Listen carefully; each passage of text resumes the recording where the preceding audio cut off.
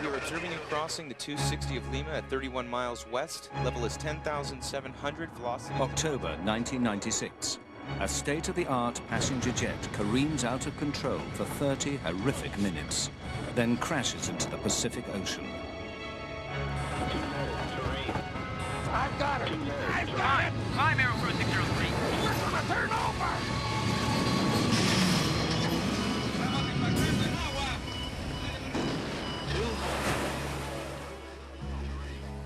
What could have brought down Aero Peru Flight 603?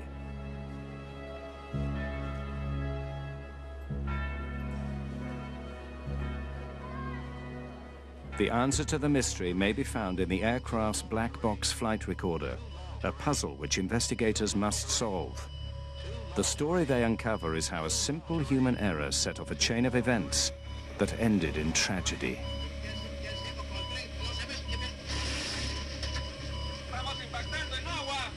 2 cents of American money brought down a $75 million aircraft and killed 70 people. This kind of a problem that they faced that night was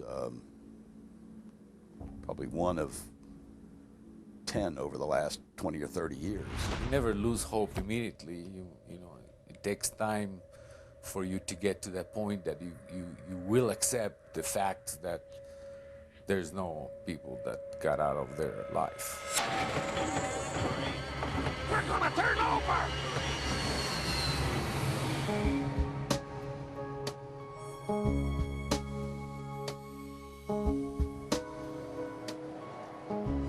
Lima, Peru.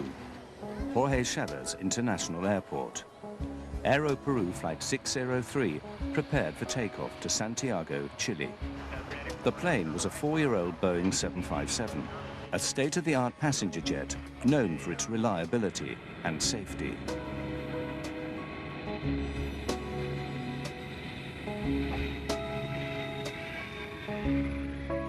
Aero Peru 603 was flown by 2 of the national airline's best pilots, Captain Eric Schreiber, 58, and First Officer David Fernandez, 42.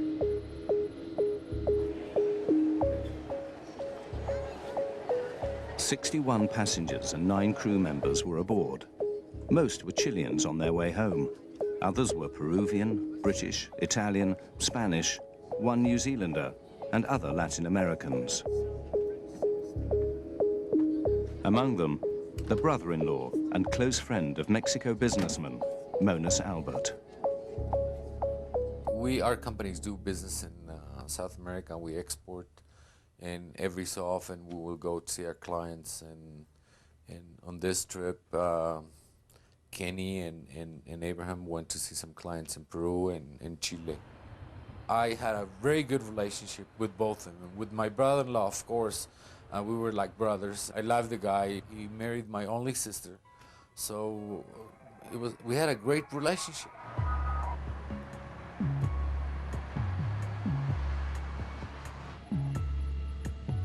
Checklists complete.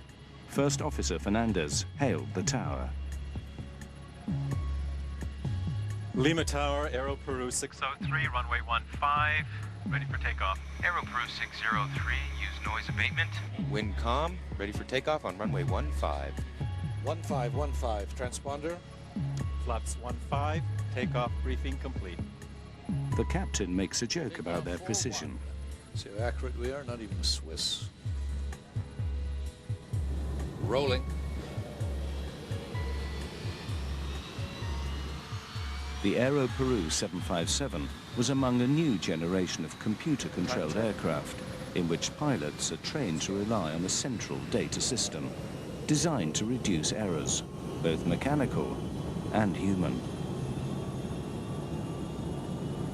On takeoff, the 757 performed perfectly. 80 knots. Check. V1, rotate. V2.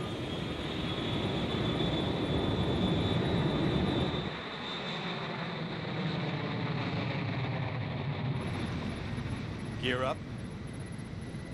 Right. Within moments, the pilots received a highly unusual reading. V2+10. The altimeters are stuck. The altimeter indicates the height of the aircraft off the ground. It read 0, though they were obviously flying. The altimeters have stuck. Yeah, All of them. this is really new. Keep V2+10. The 757 is equipped with 3 altimeters, one for pilot, one for co-pilot, one backup. All 3 were dead. Then they lost another crucial instrument, the airspeed indicator. The speed. Eh? The speed. What's going on? We're not climbing. No, I am climbing, but the speed. Hold it. Maintain speed. Aero Peru 603 left the lights of Lima, out towards the Pacific Ocean. With no airspeed or altitude instruments, the pilots were now flying blind.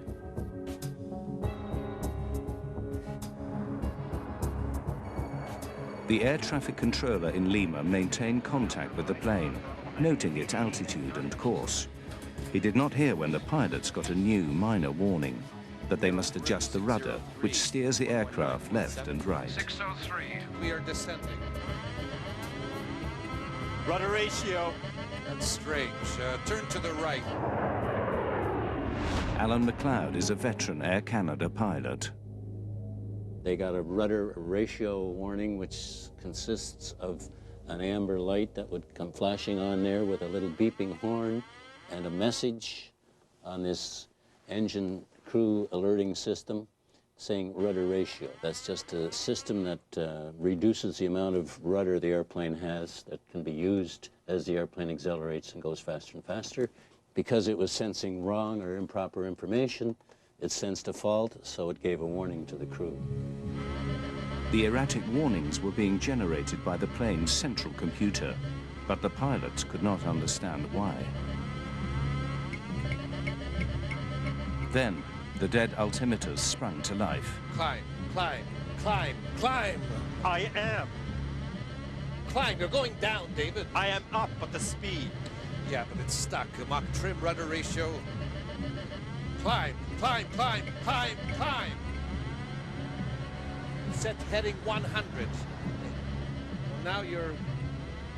It's okay on this heading. Set the climb thrust. Center autopilot in command. Just as suddenly, the altitude readings returned to normal. The moment of calm would be brief.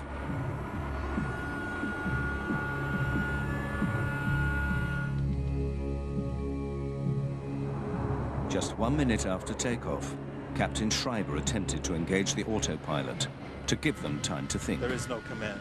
The autopilot requires identical data from 2 of the aircraft's 3 flight control computers. But Schreiber's instrument readings were so different from those of Fernandez, the autopilot disengaged. Then another alert. Mach trim, Mach trim. Mach trim indicates that the plane is not flying in a level position, yet the 757 seemed to be flying normally. Let's go to basic instruments. Everything's going to hell. Mach speed trim is a system that trims the airplane. It changes the angle of the horizontal stabilizer in the back end of the airplane, and that has to be changed as the airplane accelerates to a higher speed. It was getting false indications, so they got a warning that they had an overspeed, which of course they didn't. That warning would consist of, again, the master caution and a master warning, which is a red light associated with an oral warning as well. Despite confusing warnings and no autopilot, the aircraft was controllable. If necessary, Schreiber could have kept the plane aloft for hours. But he decided to land. He instructed his first officer to declare an emergency. We are in an emergency. Aero Peru 603, Lima. We are declaring an emergency. We have no basic instruments, no altimeter, no airspeed indicator. Declaring emergency. Receive. Altitude? We don't have. We're up to 1,000 feet, approximately 1,700. 603. Confirm if possible if you can change your frequency to 119.7 to make sure you can receive radar instructions. Just 40 miles from Lima, the pilots of Aero Peru 603 now made their first attempt at an emergency landing.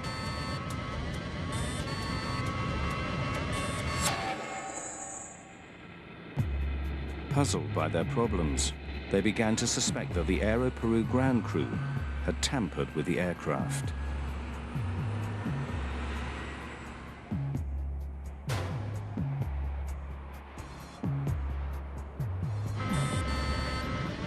Change to 119.7. Auto throttle. Disconnected by itself. It's in maintenance, move everything. What have they done? I'll take the controls now. Okay, you have control. The pilots did not know that their suspicions were close to the truth.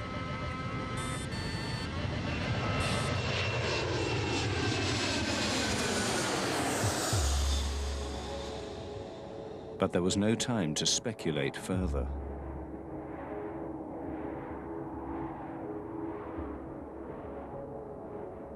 Lima, 603. Aero Peru 603, Lima. We request vectors for ILS. Runway 15. They sought the runway with the help of a guidance transmitter called the Instrument Landing System, or ILS. The ILS provides information on their course, while altitude information comes from the aircraft's transponder. Affirmative. Maintain present altitude. What level do we have? We have 4,000 feet. Can you confirm for us? Correct. Maintain 4,000. Schreiber and Fernandez had never experienced nor been trained for this emergency. Auto throttle disconnect. Really, we don't have any control. We don't have any control, not even the basics. Let's see. Check everything. The airplane was controllable, but you first have to diagnose what's wrong. And it's very easy from 20/20 hindsight, sitting here in a chair on a nice sunny day, to say, this is what he should have done. But in the cold, dark night, with bells and whistles going off, it's very difficult to analyze conflicting information that you're getting. This kind of a problem that they faced that night was probably one of 10 over the last 20 or 30 years that has been similar to this.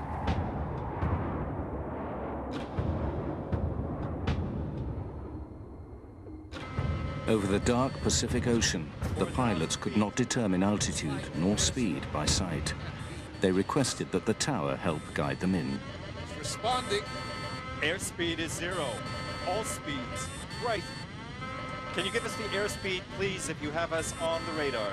Yes, affirmative. As of 10 seconds, It seems that you're climbing at level 6,000 at 22 miles south on heading 195. The air traffic controller's computers calculated a correct airspeed by measuring the plane's movement over the ground. Okay, we have that. We are on heading 190, and we have 7,000 feet on the altimeter. Yes, correct. You're now reaching 7,000. But neither the pilots nor the air traffic controller knew that the altitude indicated on the scope was incorrect. It was coming from the plane's erratic computer. The traffic controller would try to help the pilot, but he was receiving the wrong information on altitude. He was receiving a wrong indication from the captain's altimeter.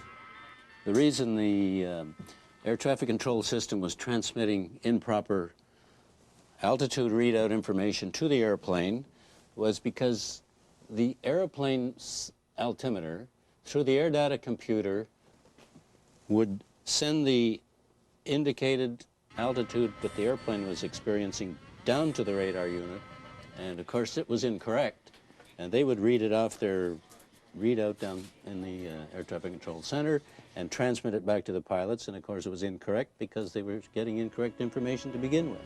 Investigators would later discover that Aero Peru 603 was drifting downward, while the altimeters showed them at a near constant 10,000 feet. The passengers were as yet unaware of the drama unfolding in the cockpit.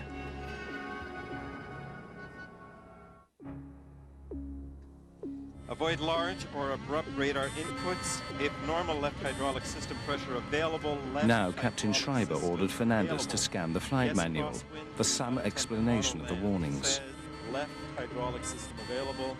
Yes, crosswind. Do not attempt an auto land. In Lima, the air traffic controller continued to guide Aero Peru 603 back to the ground. Aero Peru 603, we are observing you now at level 9,200. What is your heading now? We're heading level 205. Affirmative. You are turning slowly to the right, correct? No, we are maintaining course to stay away from the coast. With incorrect altitude information being transmitted from the aircraft to the tower, they did not realize that the plane was descending. Your distance is 30 miles. Do you want a heading to proceed to the localizer, correct? Correct. We're going to suggest course north 360. 360. We have problems here reading the instruments. You're going to have to help me with altitudes and airspeeds. If it is possible. Okay, received. Let's go. The approach is set. The 757's computer sent critical warnings, information that the pilots were trained to obey, but could not trust. Let's try to make a descent on this heading. It's climbing. The airspeed plummeted to below stall speed, and then raced up again. Let's go down to 10,000 feet. Why does the speed go away so fast? Could it be the real speed? That's what worries me. No, I don't think so. Can you verify our speed, please? 320 is indicated.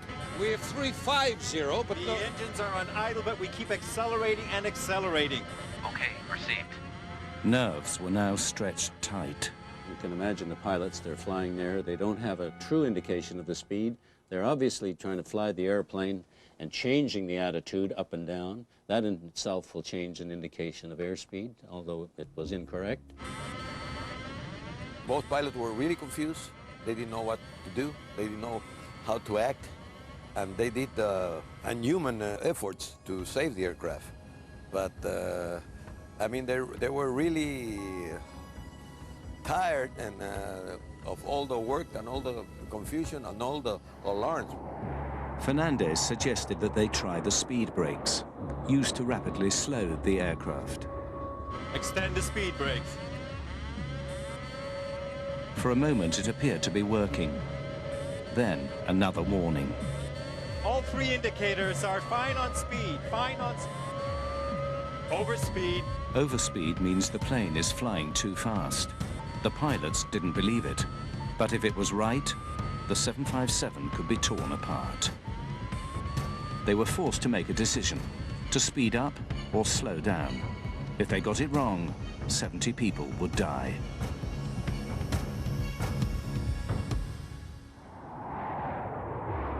"15 minutes had passed since takeoff. Then the computerized brain of Aero Peru 603 sent another burst of contradictory warnings. Rudder ratio. can't be. Nothing's disconnecting. All engine instruments are okay. What can our real speed be? The speed indications Lima are okay. Tower provided their only chance of survival. We are observing you crossing the 260 of Lima at 31 miles west. Level is 10,700. Velocity is approximately 280 over the ground. Perfect. The controller's altitude reading was incorrect. Junk information being generated by the 757's computers and radioed to the tower. Overspeed. The brakes were on, but now That's another speed brakes. overspeed warning. Then the stall warning sounded. Let's descend. Can't be over speed. We're still flying. They get a stall warning that the airplane is falling out of the sky. At the same time, they got overspeed warning. Impossible to have two contradictory alarms. Either you're stalling or either you're having an overspeed. So that created more confusion.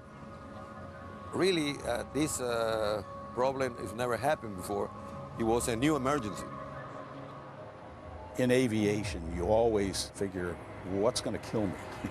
What is the critical thing? Let's take care of that first. and then we'll take care of the other lesser issues later on. When you get a stall warning or when you get an overspeed indication, you need to pay attention to those immediately. In this case, they were getting both a stall warning and an overspeed. Well, which is right? First Officer David Fernandez finally realized that the odds were against a safe landing. We request, is there any plane that can take off and rescue us? Acknowledged. Rescue has been alerted. Any plane in the area to guide us? An Aero Peru that may be in the area. Anybody? No, don't say anything like that. Yes, because right now we are in a stall. The stick shaker vibrated violently, indicating that the 757 was going too slow and could fall from the sky. Aero Peru 603. We have a 707 that is leaving for Putuel. We will advise him. We're not in a stall. It's a false alarm. Schreiber's airspeed indicator read 350 knots, well above stall speed. No, we have stick shaker. It has to be. But even with speed brakes and everything, we're maintaining 9,500 feet. Why aren't we getting the same reading? When the airplane is slowed up to a point in the air that it can no longer sustain itself in flight, it stalls. The wing stalls or stops flying. There's a warning system built into the airplane that tells the pilots when that's happening. It's known as a stick shaker, along with a voice warning, which we just heard. When the stick shaker goes off because the airplane is slowed down too much, you get a warning like this, where the control column is shaking and vibrating, along with the voice warning saying that the airplane is stalling, and of course the pilots would go into the aircraft stall recovery procedure at that point. In the battle between man and machine, the deranged 757 was winning. The pilots now had no sense of where they were or how high. They had gradually been descending and were now just 1,000 feet over the sea. Lima Tower, misguided by Aero Peru 603's incorrect transponder, reassured the pilots that they were at 10,000 feet. Aero Peru 603, you are now flying on course 120. We observe you to be at level 10,000. Your speed is approximately 220 and a distance from Lima of 33 miles to the northwest. The 707 will be ready in 15 minutes to fly west to help you. The pilots had to abandon their attempt at landing. The best hope now was that another aircraft could get airborne and guide the 757 back to the airport. To have another aircraft come alongside and formate, or you formate on it, would have been one way of recovering from this abnormal situation. However, we must remember that the flight was at night and darkness. The pilots may or may not have had any flying training, but that would have been one way to resolve the problem quite well, actually.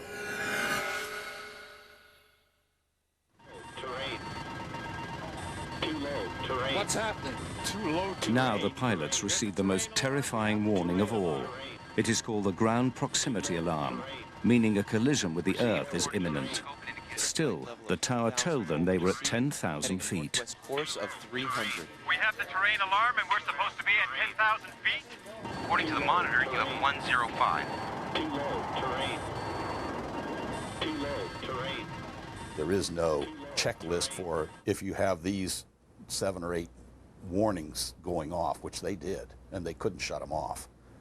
It's a very rattling experience. I could play that tape for you, and you hear those things: whoop whoop, pull up, terrain, terrain, and all of these things going off, and the stick shaker. Brrr. It's a very unnerving environment. All the computers are going crazy here. Schreiber turned the aircraft toward the sea, away from a possible collision with a mountain or skyscraper. Too low. Terrain. Too low. Terrain. Despite the erroneous warnings, the terrain alarm was correct. There's a system on board the aircraft called the ground proximity warning system, and it senses a rate of descent in the airplane. The irony of the situation was they were getting warnings from that saying, too low, terrain, terrain, too low. That probably, in all probability, was a true warning. But because they'd been subjected to so many warnings and ongoing false warnings, horns, bells, and whistles, that they didn't really, I don't think, react to that too seriously. The air traffic controller noted Aero Peru's new course, away from Lima. Aero Peru 603. We observe you initiating a left turn to the west. I don't understand you. We observe you turning to the left, circling to the west. Affirmative. We are heading 250, but we are going out towards sea because of the low terrain alarm. The tower confirmed that the 757 had turned away from the airport, out toward the open Pacific. Yes, affirmative. We observe you 42 miles, flying to the west, course 250. We are over water, aren't we? Affirmative. Over the water. You are 42 miles to the west. Now in darkness and heavy haze, the pilots had another problem with their speed. Are we going down now? We have 370 knots. Are we descending now? We are showing the same speed. You have 200 knots Speed approximately. Speed 200 knots. 220 ground speed, reducing speed slightly. The pilots were stunned. 200 knots was precariously close to a stall speed. Damn, we're gonna stall right now. Let's go up. Let's see. Let's go up here. The two men struggled with the deadly situation. A computer that warns them of flying too fast, too slow, and too low all at once.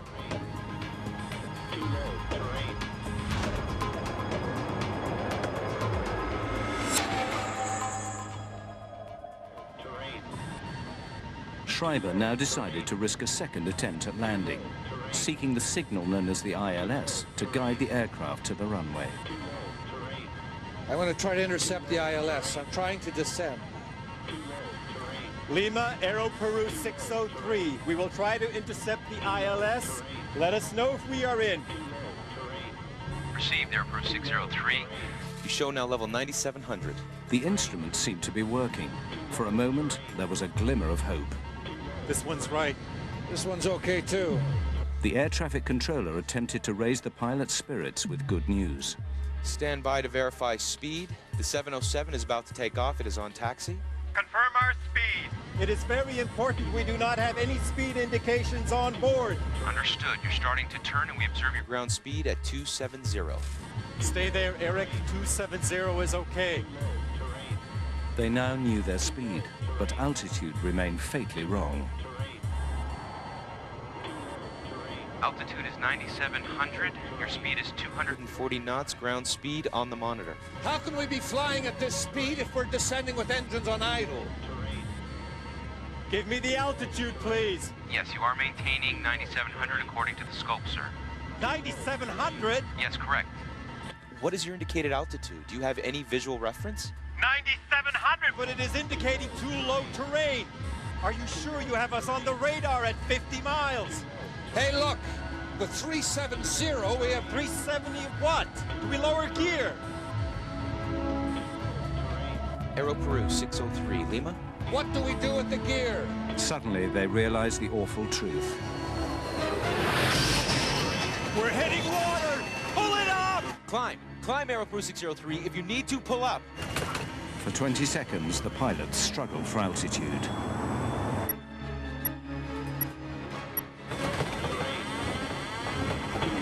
I've got it! I've got it! We're gonna turn over!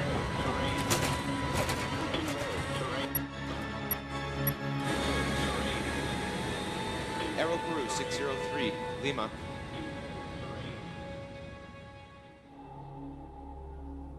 Aero Peru 603, Lima.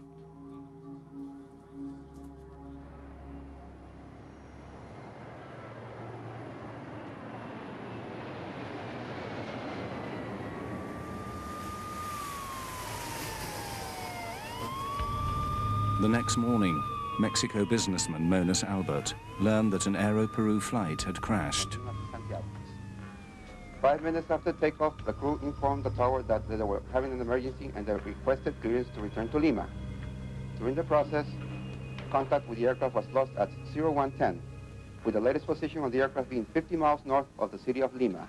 About 6 o'clock in the morning, I got up and turned on the news channel, and I heard there was a crash, an airplane crash of Aero Peru, but the news mentioned New York to Lima. Rescue operations are underway by authorities. The aircraft was carrying 61 passengers and 9 crew members. His brother-in-law and his business partner were on Aero Peru 603. So I went to the shower and didn't pay a lot of attention. But when I came out, they corrected the news and they said from Lima to Santiago. And I knew in that plane Kenny and Abraham were flying.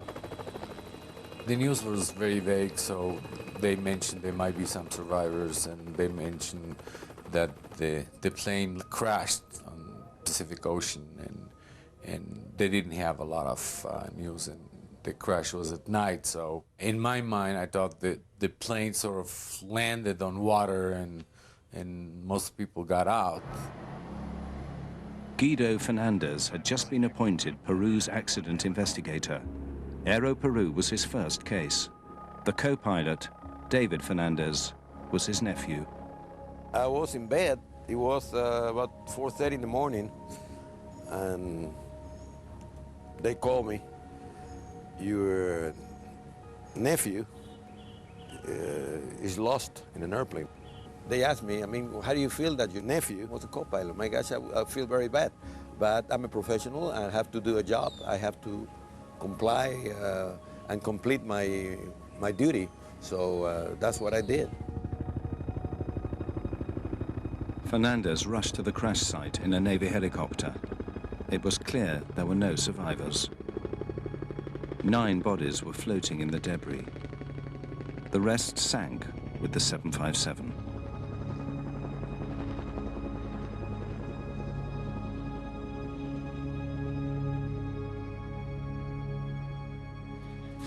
Fernandez met with the air traffic controller at Lima Tower. His account was baffling. Well, the controller really didn't know. He was just trying to help. So he did all he could to help him. But unfortunately, for him, it was a new emergency too.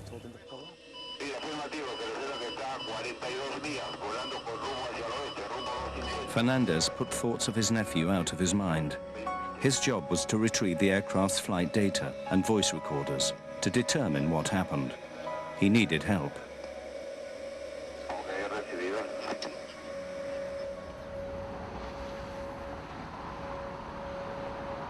Fernandez contacted the National Transportation Safety Board in Washington, D.C., the world's leading agency for air accident investigation. They had found the aircraft. It was pretty well documented by radar. The Navy, the Peruvian Navy, had gotten a fix on the flotsam and the wreckage in the ocean. And the only thing left to do was find it on the bottom of the ocean, which they did not have the facilities for. Rodriguez flew to Lima to join Guido Fernandez's effort to find answers. I found out that his nephew was the first officer. I suggested that perhaps they should consider removing Captain Fernandez from the investigation because of emotional involvement and what have you. The American investigator's concerns soon vanished. He was very objective, I would say an excellent investigator, considering that it was, and not a distant nephew, I mean, it was his very close relative. He did an outstanding job. The black box in the Boeing 757 can emit a locator beacon for 30 days before batteries run dead. The US Navy provided underwater remote-operated vehicles to survey the debris field, seeking the black boxes. The wreckage confirmed that the plane went down in one piece. I've done in-flight breakups that were spread over 15, 16 miles and maybe 1.5 miles wide, which tells you instantly that just what you know of looking at the wreckage, that this thing didn't hit in one piece. It clearly was disintegrating as it was crashing. But in this case, it was a fairly tight debris field, and so obviously it hit at high speed and was fairly closely knit wreckage pattern. The data recorders were retrieved from the 757. brought to the surface, the boxes were placed in coolers full of fresh water to keep them from oxidizing. They were taken back to Washington for analysis at the NTSB.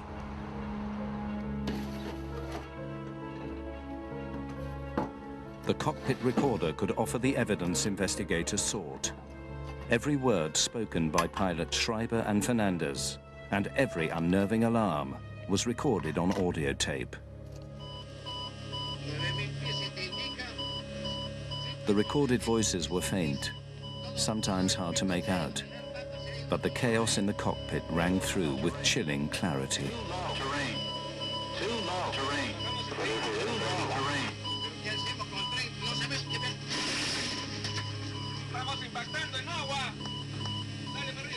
The tape was digitized into a computer, filtered and enhanced.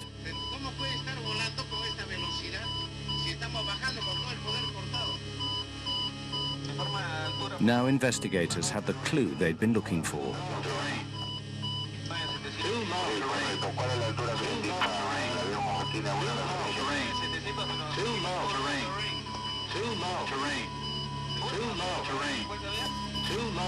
It was clear to us that they were really experiencing a problem with airspeed and altitude.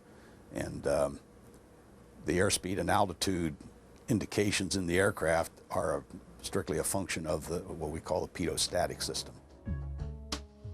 The pitot-static system is found on all aircraft, large or small. External ports measure outside air pressure to provide data on altitude and speed. If these ports are blocked, the plane's computers receive false data and generate false warnings. But why these ports would be blocked was a mystery. Robotic vehicles searched for the missing piece of the puzzle. What they found stunned investigators. Captain Schreiber's static port was completely blocked with tape. Investigators now learned what happened. Just before Aero Peru 603 lifted off from Lima, maintenance workers cleaned the aircraft. A worker covered the static ports with tape to protect them. This is standard procedure. But he forgot to remove the tape. It was a small oversight with catastrophic results. The taping was never removed.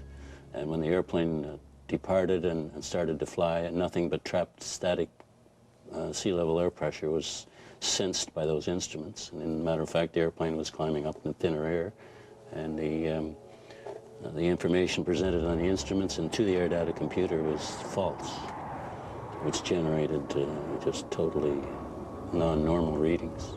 The inspector who was supposed to quality check his work did not do it. And the supervisor out on the line that night was not there. He was sick, and there was a regular mechanic who was filling that role. He did not see it.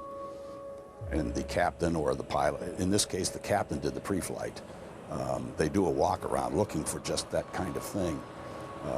The captain did the pre-flight that night, and he did not detect it either. A little piece of paper with glue caused an accident. But the paper and the glue are not to blame. Humans are to blame, because humans use that tape in the wrong place for the wrong purpose. Another accident, shockingly similar to Aero Peru 603, had happened just 8 months earlier to another 757. In February 1996, 189 people died when a German charter called Bergen Air crashed 5 miles after takeoff from Puerto Plata, Dominican Republic. The NTSB assisted in the investigation. A survey of the wreckage revealed that one pitot tube, the other critical part of the pitot-static system, was blocked. As with Aero Peru 603, night was the pilot's worst enemy. The Bergen Air pilot flipped the plane upside down before crashing into the sea.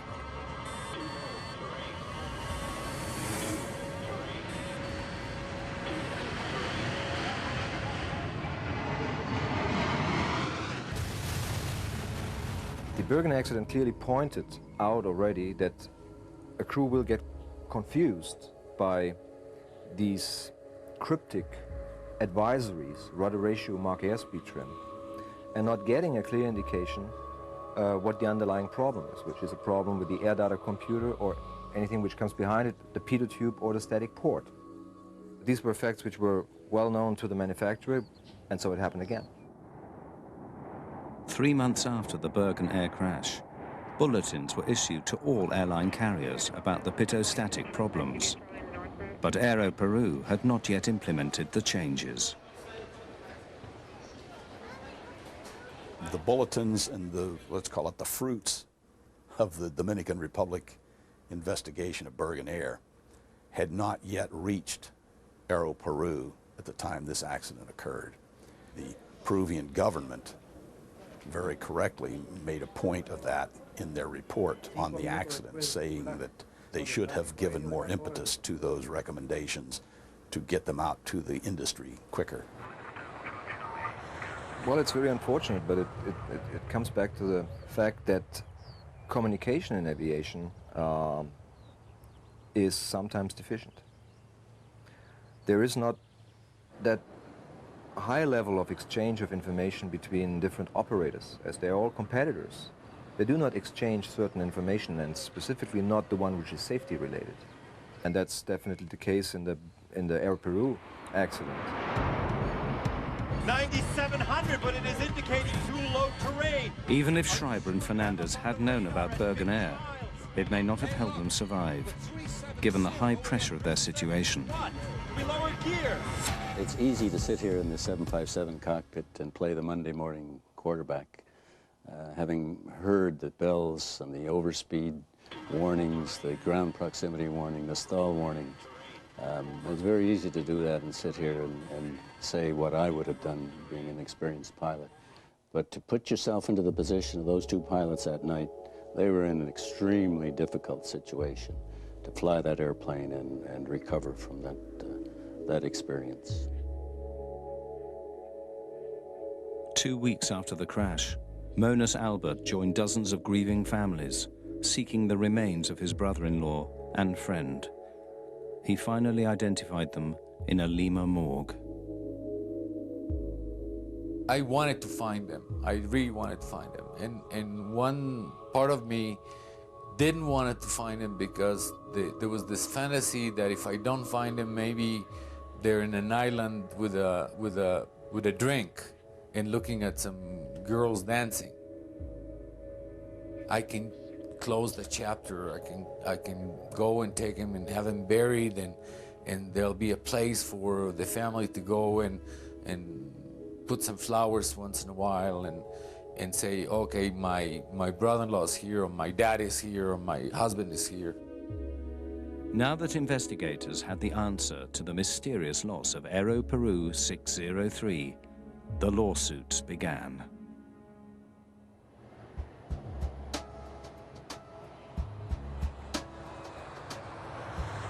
In November 1996, a Miami lawyer took on the case on behalf of 41 passengers and crew, arguing that the manufacturer, Boeing, was liable for the accident. Boeing has to foresee the misuse of their product. In other words, the manufacturer of a product is legally liable for the foreseeable misuse of their product, if it can be corrected. In other words, Boeing builds the airplane with a potential hazard in it. That hazard is that in order to clean the airplane, you have to cover the static port. And if you don't take it off, the airplane can crash. I wanted them back. And since I couldn't get them back, at least I wanted the wives of the victims to get compensated. How much is that worth? I don't know. I didn't know. Abraham had 3 daughters, and now they don't have a father. So what is the compensation? The best compensation, if can be done, is get them back. Give them life back again. But because that is not possible, then the other possibility is to get a monetary compensation. And then you fight for the best compensation you can get. Boeing argued that Aero Peru was at fault, not its 757. An Aero Peru worker taped the static port, which is marked with clear warnings. Boeing also blamed Captain Eric Schreiber. It was his job to visually inspect the aircraft before taking off. But investigator Richard Rodriguez can understand how Schreiber overlooked the tape on the static port. One of the reasons is it's very high. It's about maybe 15, 17 feet up in the air. And at night with a flashlight, and this happened to be duct tape, which you're not supposed to use. They specify the tape, and it was duct tape, which is silver. So it would not distinguish itself against the background of the fuselage of the aircraft. So basically 3 or 4 people failed to detect the tape on the aircraft prior to. As the search for blame continued, the worker who taped the ports was jailed for his negligence. Lawyers, you know, sometimes they confuse the matters, and they send the guy and ask people questions and ask questions, and the one that stuck the tape was the painter, was the lowest cultured and the one that knew less about what could happen. And the judge resolved that he was the one responsible, and he was in jail. So that you don't lose the airplane because a maintenance man making $2 an hour down in Peru makes a mistake. It's foreseeable that that kind of a person is going to make a mistake. That's human nature, they're going to make a mistake. And you build your system so you don't lose your $50 million airplane because a maintenance guy makes a simple mistake. Schreiber and Fernandez were also scrutinized. Veteran pilot Alan McLeod believes that in their situation, he would not have attempted to land. He would have continued to fly for as long as he could, with the plane angled upwards slightly and the speed set just above cruise. Experience has shown that if you don't fly the airplane when you're experiencing an abnormal situation, and they certainly were, you must fly the airplane. Just concentrate on flying the airplane and get the airplane under control, first and foremost. Are we going down now? We have 370 knots. If you don't do that, the airplane's going to bite you, and you're going to end up in more serious situations. So I would fly the airplane, make sure I was able to fly it safely, if only by using the attitude direction indicator and normal power settings that I was familiar with, and then eventually work my way back and get it on the ground. Pilots call it flying by numbers, relying not on computers, but on basic aviation and human instinct. It always becomes a problem when pilots are reduced to be push-buttonists. The man-machine interface has to work, and has to work as humans are to operate these airplanes. They have to be designed appropriately for the use of a human being. Of course, you can put in all digits and numbers and computer gimmicks, and you can, but still it's man who has to operate and survey it. And I believe a human being should be in charge. In 1999, Boeing and Aero Peru decided to settle the lawsuits out of court. Families and loved ones received an exceptional settlement, averaging $1 million US per victim. The damages were high because of the terrible way the passengers and crew on Aero Peru died. We were able to show that a lot of the people were alive. In a crash like this, a lot of the people would survive the crash and then died of drowning. There was no question in our minds that the people suffered terrible, terrible terror and pain when this happened to them. They were horrified. They were awake. They knew what happened. The disaster helped sink Aero Peru. Combined with increased competition and rising debt, the national airline went bankrupt in 1999.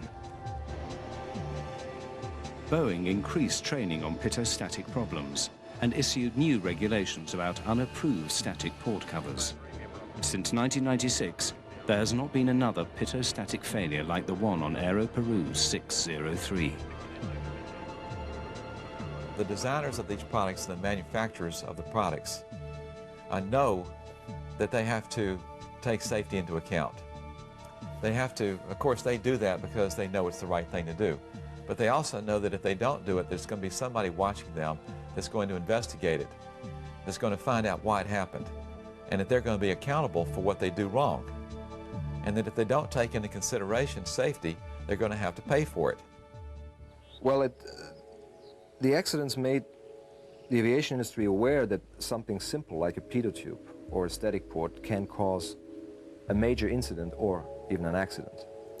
And even airline pilots were reminded that this is a vital basic thing and it may happen, and this is the way how to prevent it to turn into a catastrophe. The case was settled, the industry repented, and moved on. Such is the world of commercial aviation. But it was little consolation for those whose lives were scarred forever by an insignificant piece of tape. It's suddenly, you say that guy doesn't exist anymore.